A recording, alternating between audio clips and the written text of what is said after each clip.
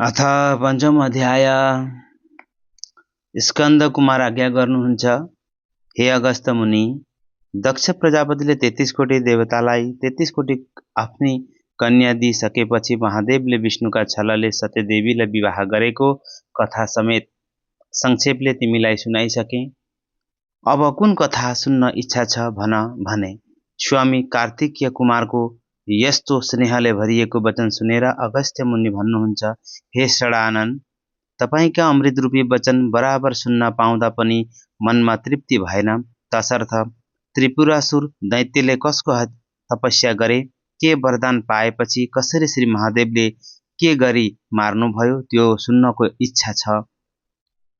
आज्ञा होस्। यस्तो अगस्त्य मुनिको आग्रह सुनि कुमारजी आज्ञा गर्नुहुन्छ, हे अगस्त मुनि, अघि विष्णु भगवानले हिरण्याक्ष हिरण्यकशिपुलाई जब मारेथे तब त्यस दैत्यका राज्यको सिंहासनमा मय नाम गरेको दैत्यलाई राजा तुल्याई राखे। आफूभन्दा पहिलेका बलवान राजाहरू देवताका पेचमा परेर मरे, मलाई त यी देवताले त्यसै भुसुना भनेर मार्नेछन्।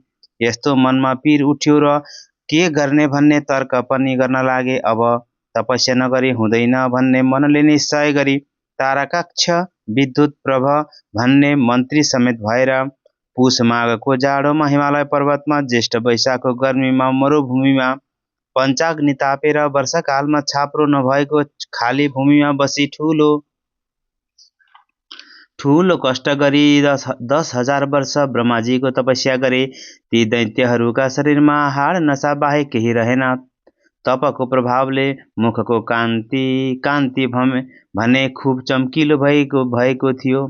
तिनीहरूको घोर तपस्याले ब्रह्माजी प्रसन्न भएर प्रत्यक्ष दर्शन दिइकन भन्नुभयो, हे दैत्यराज हो, तिमीहरूको तपस्याले म खुसी भएँ, इच्छा लागेको वर माग। पितामहको यस्तो आज्ञा सुनेर साष्टाङ्ग दण्डवत गरी घुँडाले मात्र उभि ठडिएर हात जोरी शिर निहुराई भने, हे ब्रह्माजी, हामी कसैका हातबाट कहिले पनि नमरौँ। फेरि हामी महापराक्रमी हौँ। आकाशमा कुबेरको जस्तो 3वटा सुन्दर पुर बनाउनेछौँ। त्यसमा कसैको गमन नहोस्। यस्तो अवधत्व वरदान मागेको सुनेर ब्रह्माजी आज्ञा गर्नुहुन्छ, हे दानव हो, अमर त म पनि छैन। त्यसो हुँदा त्यो वर दिन म असमर्थ छु। त्यस बाहेक बरु अरू मागेको वर म अवश्य दिनेछु। यस्तो पितामहको आज्ञा सुनेर ती दानवहरू भन्दछन्, हे प्रभु, त्यस्तो भए हाम्रा ती 3वटा सहर पृथक पृथक रहनेछन्। 10,000 वर्ष बितेपछि एक पटक ती 3 सहर आधा निमेष भर एकै ठाउँमा जोडिनेछन्।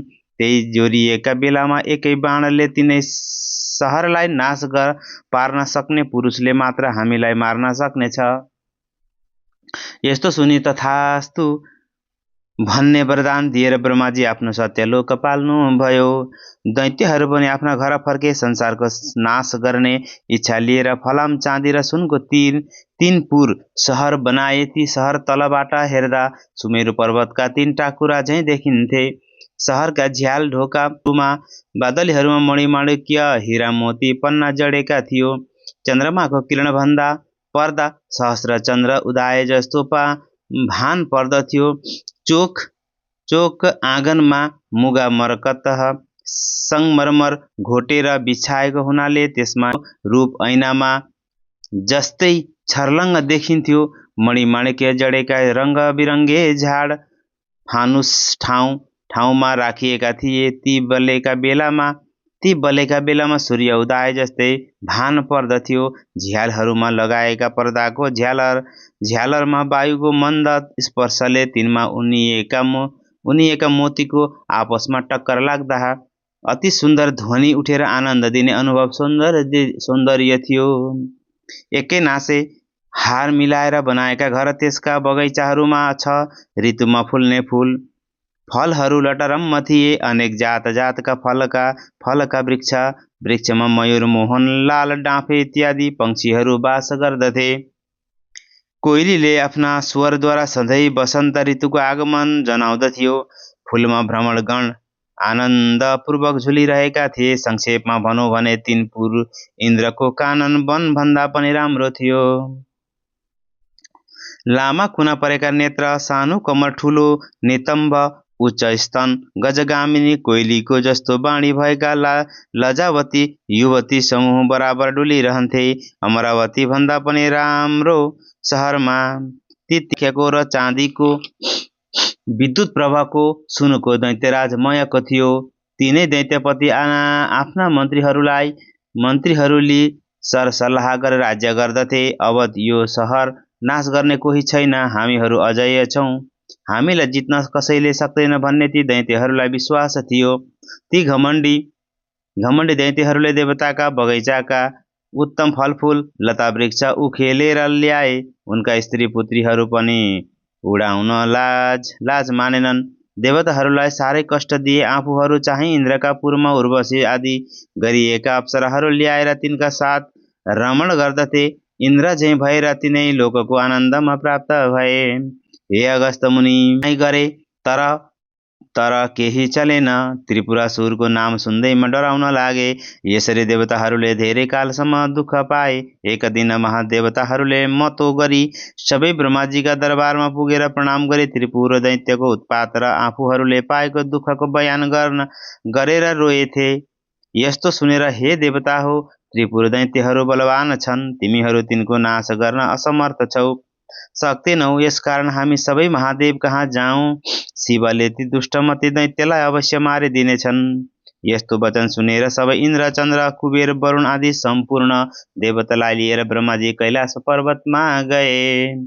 महादेवलाई प्रणाम गरेर स्तुति गर्न लागे। हे जगदीश्वर, नन्दीलाई वरदान दिने, भक्तको रक्षा गर्ने कैलाशनाथ, आफ्ना मायामा संसारलाई भुलाइराख्ने, यज्ञका अधिष्ठाता, संसारदेखि फरक रहने विरक्तहरूले ध्यान गरिने, दिशारूपी वस्त्र धारण गर्ने, दिगम्बर आनन्दलाई तुच्छ मान्ने, सधैँ आनन्द रहने भक्तलाई वरदान दिने, यस्ता हजुरलाई कोटि कोटि नमस्कार छ। सूर्य चन्द्र आदि देवता सृष्टि गरी जगत जमाउने, फेरि सम्पूर्ण सृष्टि आफैमा लय गराउने, हे महादेव, हजुरलाई कोटि कोटि नमस्कार छ। मोहिनी देखेर लखेट्ने, भस्मासुर देखेर भाग्ने, सूक्ष्ममा सूक्ष्म, स्थूलमा पनि स्थूल, जगतको सृष्टि पालन संहार गर्ने, यस्ता हजुरलाई कोटि कोटि नमस्कार छ। भूत प्रेत प्रथम गण साथ लिएर शमशानमा बस्ने, गणेश र कुमारका पिता, पार्वतीका भर्ता, भक्तजनको हृदयमा भएका अज्ञान नाश गरी ज्ञानको उदय गराउने, यस्ता हजुरलाई बारम्बार कोटि कोटि नमस्कार छ। यस्तै अनेक स्तुति गरेको सुनेर शिवजी प्रसन्न भएर देवतातिर हेरेर भन्नुभयो, देवता हो, तिमीहरूको स्तुतिदेखि म प्रसन्न भएँ।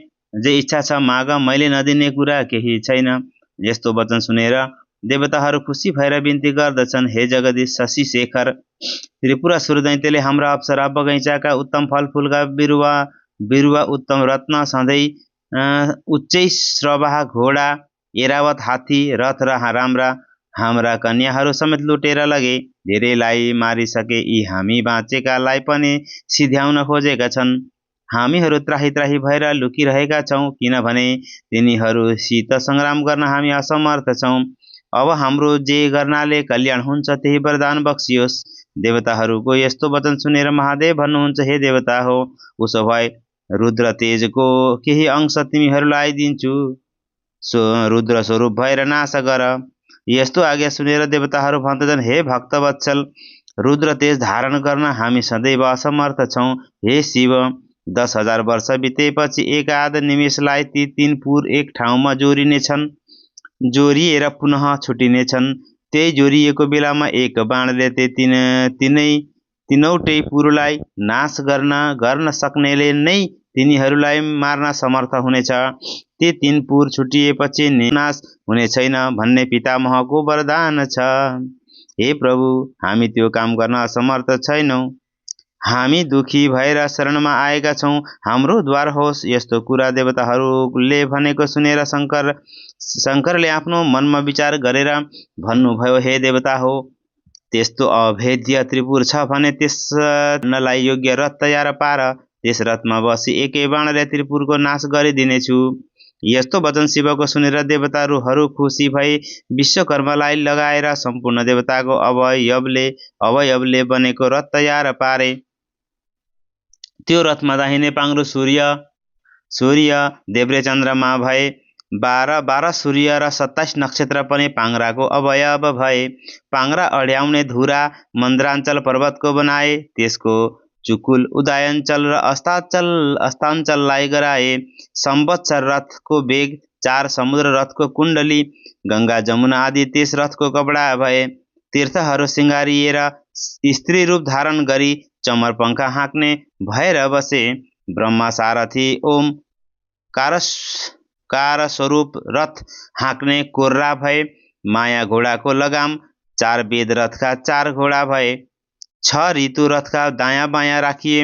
विन्ध्याञ्चल पर्वत छाता भए। मन्द्राञ्चल पर्वत छत्र अढाउने दण्ड भए। सुमेरु पर्वत धनु भए। शेषनाग त्यसको ताँदो र सरस्वती दण्ड भइन्। अग्नि बाण भए। भगवान विष्णु बाणको टुप्पो भए। यीदेखि बाहेक अनेक अरू यो ब्रह्माण्डमा भएको सबै वस्तु त्यस रथमा लगाएर। यसरी रथ तयार भएपछि देवताहरूले शिवलाई रथारूढ हुन आवाहन गरे अनि शङ्करजी पनि पृथ्वीलाई कम्पायमान गर्दै त्यस रथमाथि बस्नुभयो। गणनायक शङ्कु कर्ण गणेश कुमार चण्डेश्वर गणेश्वर नन्दी भृङ्गी ऋटि तुण्डी भूत प्रेत पिशाच सबै शस्त्र लिएर युद्ध गर्न रथका अघिपछि शङ्ख फेरि मृदङ्ग गौमुखीहरू बजाउँदै महादेवका उपर पुष्प वर्षा गर्न थाले। त्यस बेलाको शिव तेज सहन नसके देवता मोहमा प्राप्त भए। यस्तो देखेर शिवले आफ्नो तेज खिचेर कम गर्नुभयो र देवताहरू किञ्चित सहन गर्न सक्ने भए। देवताहरू युद्ध गर्न उद्योग भएको देखेर नारदजी त्रिपुरवासी दैत्यराज मयका दरबारमा जानुभयो। मयले ऋषिको सत्कार गरी के कामले सवारी भएको भनेर सोधे। नारद भन्दछन्, हे दैत्यराज हो, देवताको स्तुतिले खुसी भएका महादेव तिमीहरूलाई मार्न भनेर आउन लागेका छन्। अब तिमीहरू आफ्नो रक्षा गर्नलाई जे गर्नुपर्छ त्यो गर। नारदजीबाट यस्तो कुरा मयले सुनेपछि विद्युतमाली र तारकाक्षलाई उनले सबै कुरा सुनाए। राजाका कुरा सुनेर तारकाक्ष भन्दछन्, हे राजन, देवता यक्ष गन्धर्व किन्नर नाग आदि सबै मिलेर आए पनि यो त्रिपुर भेदन गर्न सक्ने छैनन्। यो अभेद्य छ। तर राजनीतिका साम दाम दण्ड भेदमा जुन नीतिले आफ्नो राम्रो हुन्छ त्यही हामीले पनि आफ्नो कल्याण हुने नीति लिनु पर्दछ।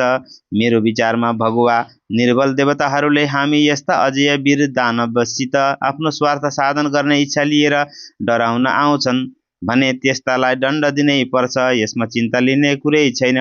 यति भनेको सुनेर विद्युत माली भन्दछन्, हे राजन, तारकाक्षले भनेको कुरा ठिक हो। बलहीन देवता सङ्ग्राममा टिक्न सक्दैनन्। आफ्नो बलको विचार नगरी लड्न आए भने नासिनेछन्। लड्न कसिएर आउँछन् भने लडौँ। सारा देवतालाई जितेर अघिका दैत्यराज हिरण्यकशिपुको पदमा पुगेर स्वर्ग मर्त्य पाताल तिनै लोकको राज्य गरौँला। 14 भुवनको अधिपति भएर हजुरले राज गर्नु। आफ्ना साथी मन्त्रीहरूको कुरा सुनेर दैत्यराज मय भन्दछ, हे दैत्य हो, तिमीहरूले भनेको कुरा ठिक हो। देवताहरू भन्दा हामी बहुतै बलवान छौँ। देवताको जोर हामीसित चल्न सक्दैन। तर अहिले देवता मात्र छैनन्। सृष्टि स्थिति प्रलयकर्ता महादेव स्वयं रथ लिएर आउन लागेका छन्। यस बेला पुरुषार्थले काम दिँदैन। मेरो विचारले त बलवान शत्रु भएका हुनाले मिलाप गर्नु नै उचित छ। हामीहरूले लडाई गर्न अघि सर्नु उचित होइन। हामी सबै महादेवजीको शरणमा परौँ। महादेवसित मूढ भएर लडाई गर्न गयौँ भने अवश्य क्षयमा प्राप्त हुनेछौँ। किनभने ब्रह्मादि देवता पनि जसको शरणमा जान्छन् त्यस्ता महादेवसित लडाई गर्न अघि सर्नु मृत्युलाई निम्ता दिनु जस्तो हो। मयको कुरा सुनेर नारदजी भन्नुहुन्छ, हे राजन, तिमीले भनेको बहुत ठिक हो। तर तिमीले आफ्नो तपस्याको फल भोग गरिसक्यौ। अब तिम्रो पुण्य सकियो। शूरवीरदेखि महादेव प्रसन्न हुन्छन्। कायरदेखि कहिले प्रसन्न हुँदैनन्। यत्रो यश आर्जन गरेका वीर भएर कायर झैँ शरण पर्न जानु के उचित हो? हेर, महादेवका हातबाट मारियो भने उसका प्रमुख गण भएर बस्नेछौ। रणमा जित्यो भने तिनै लोकको अकण्टक राज्य गर्नेछौ। नामर्द भएर शरण परे पनि देवताको कमारो भएर बस्नु पर्नेछ। दानव जातिका भएर पनि तिमीहरू युद्ध गर्न डराउँछौ। अब तिमीहरू शरण परी परे पनि देवताको रक्षाको निमित्त नमारी छाड्ने छैनन्। यस्तो नारदको कुरा सुनेपछि तारकाक्ष भन्दछन्, हे राजन, नारदजीबाट आज्ञा भएको कुरा नीतिसङ्गत छ भनी भन्यो। यो कुराको विद्युत मानले पनि समर्थन गर्यो।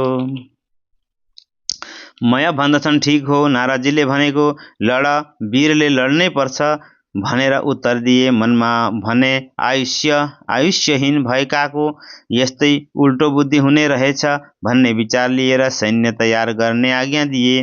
यता लडाईँ गर्ने कुरा निश्चय भएपछि दैत्यराजसित बिदा लिएर नारदजी गए। देवताहरूसित मयका दरबारमा भएको कुरा सबै भने। दैत्यहरू पनि युद्ध गर्ने इच्छा बढी अनेक तरहका शस्त्र अस्त्रले सुसज्जित भएर तारकाक्ष, बल, बाणासुर, विद्युतमाली आदि प्रमुख दैत्य राजाहरू पनि युद्धको तयारी गरी राजाको अगाडि आई अनेक तरहका बाजा बजाई शङ्खनाद गर्दै सिंह गर्जे झैँ गर्जन गर्न लागे। दानव दैत्य नै दानवहरूलाई भयानक देखियो। ऊ रथ आयो, लौ हेर ऊ रथको ध्वजा, यस्तो कुरा परस्पर गर्न लागे। भएर शोक त्याग गरी रिसलाई अँगाले अनेक शस्त्र अस्त्र लिई युद्ध गर्न निश्चय गरी। जस्तै पुतली बत्तीमा बत्तीका समीप जान्छ, त्यस्तै ती काल प्रेरित त्रिपुरवासी दैत्यहरू शिवरथ कहिले आइपुग्छ भन्ने उतैतिर आँखा लगाई हेरिरहे। भागमा रहेका अनेक तरहका ध्वजा पताकाहरूले शोभायमान सुमेरु पर्वत जस्तै रथ देखिन लाग्यो। नन्दीश्वर गणेश्वर आदि शिवगणहरूले सिंहनाद गर्न लागे। दानव सैन्य पनि युद्ध गर्नको निमित्त निस्के। चण्डेश्वर पनि देदीप्यमान कुठार बञ्चरो हातमा लिएर डरलाग्दो मुखबाई शिवगणको अगाडि उभिए। फेरि गणेश्वर दिदीप्यमान त्रिशूल समाई शिव तुल्य पराक्रम गर्न इच्छा लिएर आए। गणका अधिपति शङ्कुकर्ण पनि मुसल हातमा लिएर उनको पार्श्वमा गएर उभिए। वीरभद्र, नन्दी, भृङ्गी आदि गणहरू पनि हतियार लिएर युद्ध गर्न अग्रसर भए। दैत्यका समूह पनि शिवरथ आएको देखि युद्ध गर्न अनेक दिव्य अस्त्रहरू लिएर पुरदेखि बाहिर निस्के। दुवै थरीले क्रोध गर्दै युद्ध गर्न लागे। महादेवले त्रिपुर दग्ध भए जस्तो देखेर हाँस्दै युद्ध गर्न आज्ञा दिए। भृङ्गीले 10 बाण छोडी विद्युत प्रभालाई भेदन गरे तापनि त्यसलाई केही गर्न सकेनन्। तब श्रृङ्गी र रिटीले विद्युत प्रभाका पृष्ठदेशमा प्रहार गरे। तब त्यसले पनि शूलले पूर्ण फुङ्कार गरी भृङ्गी र रिटीलाई प्रहार गर्यो। यसको वेदना सहन नसकी ती दुवै पलायन भए। तब त्यस दैत्यले काँधमा 1000 बाणले पनि भेद्यो। फेरि 63 र 10 बाण थपी मर्ममा घाउ गराई वेदना उत्पन्न गरायो। तब गणेश रिसाएर आफ्नो सुँड लामो पारेर त्यसको गर्दनमा बेरेर परक्क निमोटे। जसरी मत्ता हात्तीले कमलको फूल तलाउबाट सुँडले बेरेर उखेले फ्याँक्दछ, त्यस्तै विद्युत प्रभाको शिर उखेली फ्याँके। त्यो शरीरबाट उखेलिएको शिर मानव सरोवरमा हात्तीले उखेलेर फालेको कमलको फूल झैँ देखियो। त्यो देखेर भृङ्गीले अनेक तरहका गाना गर्न लागे। तब नेमिनामा र बलनामा नामक क्रोधले युक्त भएर गणेशलाई अनेक बाणले मर्ममा भेदन गरी घाउ पनि गराए। शङ्कुकर्णले बीचमा रोकेर तिनका रथ, ध्वजा, सारथी, घोडा नासेर विरथी गराए। तब ती दैत्यले पनि अर्को रथमा चढेर चण्डेश्वरका मर्ममा बाण हानेर घाउ गराए। तब ती गणेशले क्रोधले रातारात आँखा गरेर भयङ्कर मुसल प्रहार गरेर दुवैलाई यमपुरी पठाइदिए। त्यहाँ उपरान्त त्रिपुरवासी सबै ठुला दैत्यहरू हुल बाँधी निस्केर शिवगणमाथि निर्धक्क भएर सशास्त्रको प्रहार गर्न लागे। महादेवका गणहरू पनि शिव आज्ञाले प्रेरित भएर उन्मत्त सिंहले मृगहरूलाई भर्काए छिन्न भिन्न गरी मार्न लागे। दैत्यहरूमा कसैको शिर छैन, कसैको गिँड छैन, नाशमा प्राप्त हुन लागे। रगतको खोलो बग्यो। वायुको वेग हुन लाग्नाले छिन्न भिन्न भएका मेघ समान र वज्रका चोटले नासिएका उच्च पर्वतका शिखर झैँ भएर दैत्यहरू पश्चिम समुद्रमा पर्न लागे। जब नेमिनामा र बलनामा दैत्यहरूलाई शङ्कुकर्णले मारे भने सुनी तारक नाम दैत्य पूर्वबाट निस्केर निस्केर शिव गणमाथि बाण वृष्टि गर्न लाग्यो। गणनायक शङ्कुकर्णले पनि त्यस महाबली दैत्यका शिरमा मुसल प्रहार गरे, सिंहनाद गरे। तब त्यो तारकाक्ष दैत्य पनि केही गिर्लाकी जस्तो भयो, त्यसलाई प्रहार गरे। त्यस चोटले भूमिमा गिरे पनि रिसले हत्तपत्त उठी चक्रको प्रहार गर्यो। तब शङ्कुकर्णले पनि मुड्कीले साह्रै ठुलो वेदना हुने गरेर बलले प्रहार गरे।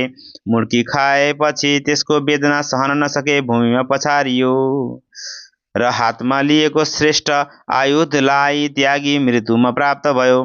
यसरी गिरेको दैत्यलाई दानवहरूले बोकेर मयका भवनमा लगेर सारा वृत्तान्त बताएर विलाप गर्न रुन कराउन लागे। ती दुखी भएर रुन कराउन लागेको दानवहरूलाई सान्त्वना दिएर मैले मेरो घरमा अमृतको कुण्ड छ, त्यसमा दैत्यहरूलाई चोबेर बचाऊ भने। तब ती दैत्य भनी प्रसन्न भएर दैत्य पनि तारकाक्षलाई जिलाए।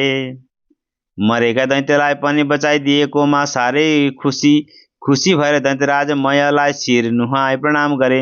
यसै गरी अरू पनि मरेका धेरै दैत्य बचाए। फेरि त्यो तारकाक्ष बडो बेगले सङ्ग्राम भूमिमा आयो। त्यसलाई देखेर ब्रह्माजीले आफ्नो देब्रे हातले देखाएर महादेवलाई भन्नुभयो, हे महादेव, त्यो दैत्य अघि मारिएको थियो, अहिले त्यो फेरि बाँचेर आयो। मयका घरमा अमृत छ, त्यस अमृतले मरेका दानव मैले बचाउँछ। हे शशि शेखर, त्यसका घरमा अमृत रहेसम्म मरेका दैत्यहरूलाई बराबर बचाउनेछ।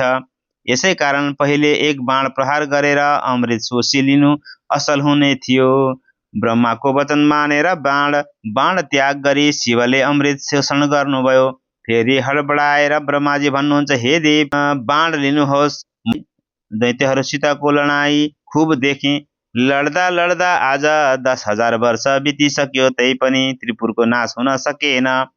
अब त्यो बाण चाँडै छाड्नुहोस् अनि यो त्रिपुर नाश होला।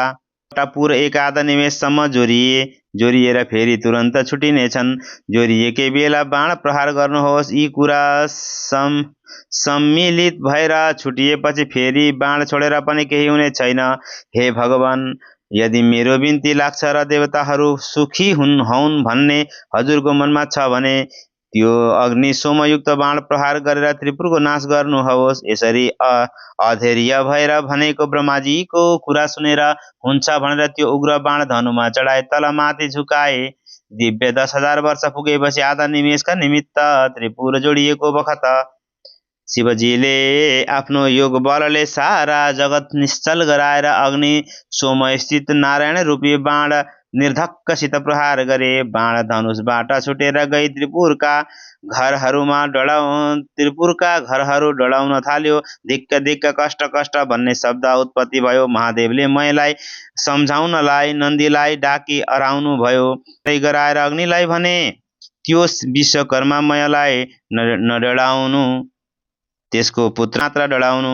महादेवको आज्ञा सिरोपर गरेर आफ्नो तपोबलले वायु झैँ बाणभन्दा पनि चाँडो गएर मयका पुरमा नन्दीले प्रवेश गरे। नन्दी मयलाई खोज्दै जाँदा मय दानव शिवलिङ्ग अगाडि र शिवको ध्यान गरिरहेको देखे। नन्दीले उनलाई बोलाएर भने, तिमीलाई अग्निले दग्न गर्ने छैन। अनि मयले ती गणराज नन्दीलाई प्रणाम गरे। त्यस बेला अग्नि पनि त्यहाँ आइपुगे र अग्निलाई महादेवको आज्ञा नन्दीले सुनाए। मयसित विदा भएर हिँडे। तब अग्निले मयलाई भने, तिमी यहाँबाट चाँडै नेपुर छाडी निस्केर जाऊ। अग्निको आज्ञा मानी सुवर्णमय शिवलिङ्ग हातमा लिएर मय दानव तत्काल पातालमा गए। नन्दी फर्केर सम्पूर्ण विस्तार शिवजीमा बिन्ती गरे। त्रिपुर डढ्न लाग्यो। त्यसका वेदी गृह बगैँचाहरू नष्ट हुन लाग्दा दैत्य दानवहरूले रोई कराएको शब्द सुनिन थाल्यो। वस्त्र फुस्केका स्त्रीहरू पनि बाहिर निस्केर कराएको सुनिन र देखिन थाल्यो। सिँगारिएका घरमा रहेका कठोर उच्च स्तन भएका मदले विहल नेत्र भएका आफ्ना पतिका प्रिय स्त्रीहरू अग्निको ज्वाला देखेर भयभीत भएका यताउता घरैभित्र दगुर्न लागेको देखिन लाग्यो।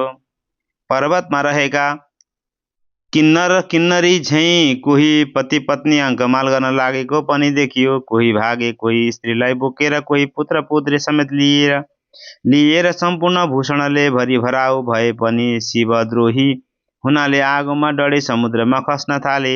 जो समुद्रमा खसेथे तिनलाई जलमा रहेका जन्तुले मार्न लागेको देखेर आकुल भई फालहाली मर्न लागेको पनि देखियो। थाकेका र तर कामले गर्दा प्रियका साथ म जाउँ भने इच्छा भएका दानवहरू भारियाले सहित डढी भस्म भए। कोही समुद्रमा जलजन्तुको आहार भए, कोही आधा पिल्सी प्राणहीन भए। यसरी विष्णु सोम अग्निमय बाणले त्रिपुरको भस्म गराई सम्पूर्ण त्रिपुरलाई सागरमा तुल्यायो र त्यो बाण शिवका हातमा आयो। यसरी त्रिपुरको नाश भएपछि देवताहरू खुसी भएर महादेवको स्तुति गर्न लागे। हे शङ्कर, यो रौद्र कर्म गरी बक्सिनु भयो, त्यो अरू कसैले गर्न सक्दैन। दैत्य मारेर त्रिपुर भस्म गरी हाम्रो उद्धार गर्नुभयो। हजुरलाई कोटि कोटि नमस्कार छ।